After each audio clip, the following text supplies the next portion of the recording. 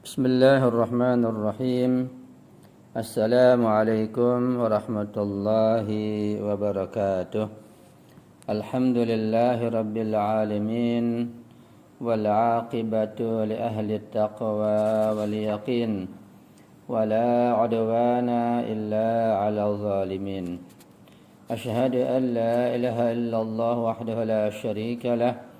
وأشهد أن سيدنا ونبينا محمدا عبده ورسوله اللهم صل على فاطمة وأبيها وبعلها وبنيها وسر المستودع فيها بعدد ما أحاط به علمك اللهم كن لوليك الحجة بن الحسن صلواتك عليه وعلى آبائه في هذه الساعة وفي كل ساعة وليا وحافظا وقائدا وناصرا ودليلا وعينا حتى تسكنه أرضك طوعا وتمتعه فيها طويلا برحمتك يا أرحم الراحمين رب اشرح لي صدري ويسر لي أمري wahlul 'uqdatam min lisani yafqahu qawli amma ba'du.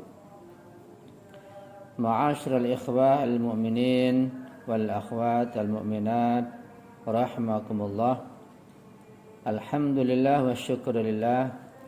Mari kita bersyukur kepada Allah Subhanahu wa taala yang hingga pada detik ini dan malam ini kita masih mendapat limpahan berbagai macam nikmat dan karunia darinya sehingga kita bisa menjalankan taklif dan tugas kita sehari-hari.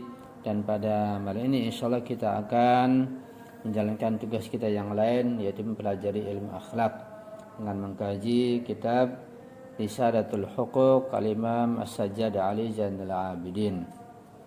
Baiklah, pada pertemuan minggu yang lalu, yaitu pada pertemuan yang ke-46, kita sudah memasuki pembahasan yang baru bab ke-15 tentang hak penguasa. Pada malam ini yaitu pertemuan yang ke-47 pada tanggal 21 September 2021, yaitu pertemuan yang kedua terkait masalah hak-hak penguasa. Kita akan melanjutkan kajian kita. Pada pertemuan yang lalu kita sudah membahas tentang kewajiban mentaati seorang pemimpin selama pemimpin tersebut dalam ketaatan kepada Allah Subhanahu wa taala tentunya. Dan juga kita sudah menjelaskan pentingnya seorang pemimpin barrin au fajirin, baik pemimpin itu pemimpin yang baik ataupun dia suka bermaksiat kepada Allah Subhanahu wa taala. Karena pentingnya seorang pemimpin untuk mengatur urusan dunia, urusan akhirat juga, dan urusan sosial dan kehidupan di sebuah masyarakat. Pada malam ini kita akan melanjutkan kajian kita yang berkaitan dengan masalah hak pemimpin, dan kita akan membacakan tentang sabda atau ucapan Al-Imam Ali Ar-Ridha alaihissalam, pandangan beliau tentang kebutuhan terhadap seorang pemimpin. Fadl bin Syazan menukil pandangan Imam Ali Ar-Ridha alaihissalam tentang perlunya keberadaan seorang pemimpin dalam sebuah masyarakat, dan juga menjelaskan alasannya dan sebabnya. Dia kemudian menyatakan bahwa Imam Ali Ar-Ridha alaihissalam berkata, wa minha anna la najidu firqatan minal firaqi wala millatan minal milali baqu wa ashu illa biqayyimin wa ra'isin lima la budda lahum minhu fi amri ad-dini wad dunya falam yajuz fi hikmatil hakimi ayatrukal khalqa mimma yu'lamu annahu la budda lahum minhu wala qiwama lahum illa bihi fayaqatiluna bihi aduwahum wa yuqassimuna bihi fay'ahum wa yuqimu lahum jam'iyatahum wa wa jama'atahum wa yamna'u zalimahum min mazlumihim.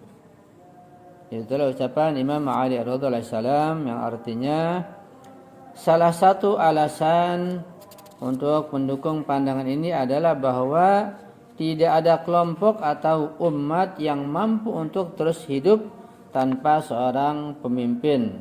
Itu kata beliau. Ya.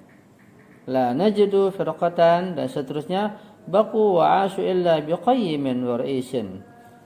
Sekelompok manusia, sekelompok masyarakat, satu kelompok negara tidak mungkin rakyat bisa hidup, masyarakat bisa melangsungkan kehidupannya tanpa seorang pemimpin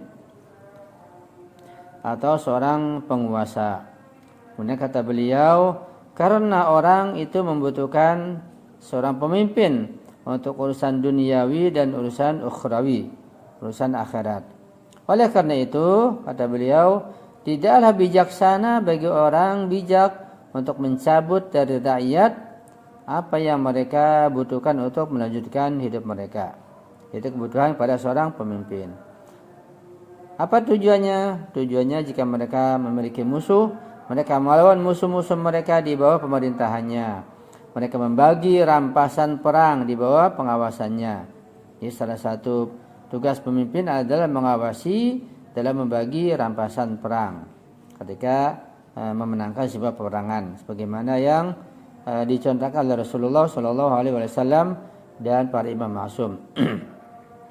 Mereka membangun jamaah salat Jumatnya dan pertemuan lainnya melalui pemimpin. Jadi adanya salat Jumat itu sebagai tauladan, sebagai contoh adanya seorang pemimpin, dan seorang pemimpin harus mengatur salat Jumat dengan sebaik-baiknya. Karena itu untuk kepentingan, untuk keperluan dan keberlangsungan masyarakat atau sebuah negara. Dan sebagai contoh misalnya kita lihat bagaimana sholat Jumat diatur sedemikian rupa dan begitu rapinya di negara Republik Islam Iran yang barangkali jarang kita temukan di negara yang lain. Khutbah-khutbah diangkat, diatur, namun syarat, metode-metode, kemudian juga tema-tema khutbahnya diatur dan diseragamkan sedemikian rupa sehingga hal ini dapat membimbing masyarakat kepada kesejahteraan. Dan mereka membangun jamaah salat Jumatnya dan pertemuan lainnya melalui pemimpin. Mereka mencari keadilan bagi yang lemah terhadap penindas dengan dia.